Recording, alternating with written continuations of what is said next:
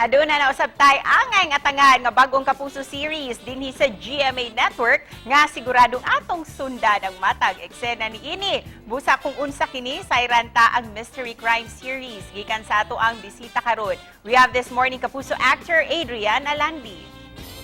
Mayong buntag, maupay nga aga, Adrian. Welcome back dito sa GMA Regional TV Live. Kumusta so far ang taong 2022 mo? Ngayong buntag po sa inyong lahat dito sa GMA Regional TV Live. Good morning, and so far 2022 has been very good kasi we started shooting I think itong January and everything's doing well, everyone is healthy. Last interview mo dito, napag-usapan natin yung hilig mo sa motorcycle ride. Saan-saan ka na ba nakapunta with your motorcycle? Well, so far I've been to a lot of places na Subic, Clark, Pampanga, Laguna, Batangas, mga ganun. And there's this parang Marilake area in Tanay also. We often go there. Pero nung nagkaroon ng surge, of course, there were medyo natigil ng bahagya ng konti. And aside from having a very supportive wife, of course, supportive din yung mga fans mo dahil may bago kang Kapuso project na aabangan namin. Can you share this to us, Adrian?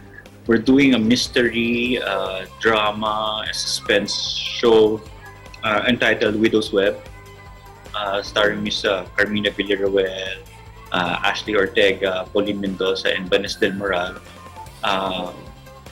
Also will be here with a lot of good actors, Ryan Eigenman, Christian Vasquez, Arthur Solina, P.A. Guzman.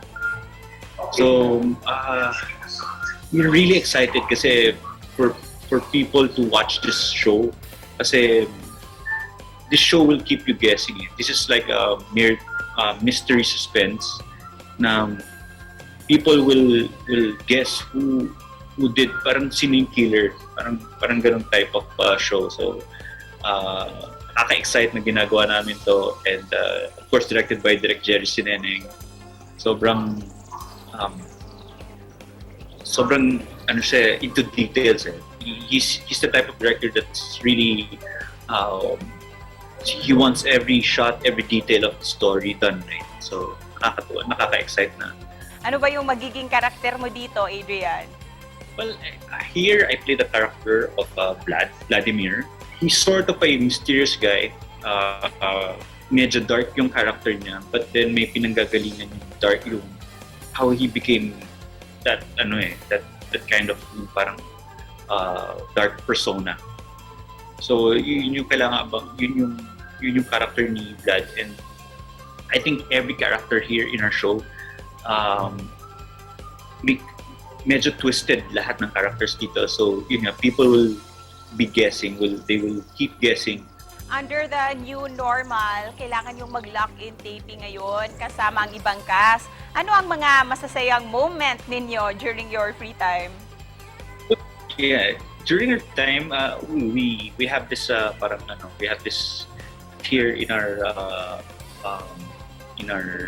the place na kung saan kami nakalock-in lahat, na we get to spend some of the cast go there, pero ano naman, we invite everyone to parang bond kasi this is sa set kasi ano na kami, galit kami, pero pag nagkakasama kami pag rest day namin, and we sobrang tawa ng tawa, and our show is a mixture of yun nga, veteran actors and younger actors.